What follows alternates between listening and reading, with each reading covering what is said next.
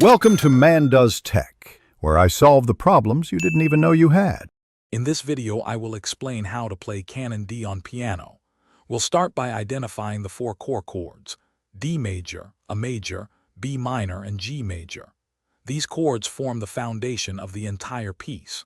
Practice playing them slowly, ensuring each chord sounds clear and resonant. Focus on a consistent tempo and smooth transitions as you move from one chord to the next. This initial step is crucial for building a solid base. Next, we'll tackle the beautiful right-hand melody. This part is instantly recognizable and requires precision. Start by learning the melody in small segments, perhaps 2 to 4 measures at a time. Pay close attention to the recommended fingerings. They are designed to make the passage easier and more fluid. Practice each section repeatedly until it feels comfortable before connecting them.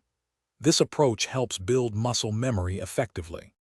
Now let's focus on the left-hand bass line, which provides the rhythmic and harmonic anchor. This part features a consistent, repeating pattern that underpins the entire composition. Practice the bass line on its own to ensure a steady rhythm and even tone. Once comfortable, try playing the left-hand bass with the right-hand chords.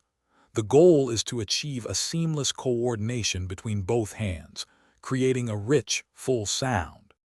Finally, it's time to bring both hands together. Begin by combining small sections, perhaps just a few measures, at a very slow tempo. Gradually increase the speed as your coordination improves. Using a metronome is highly recommended to maintain accurate timing. Remember to listen for balance between the hands and to incorporate dynamics for a more expressive performance.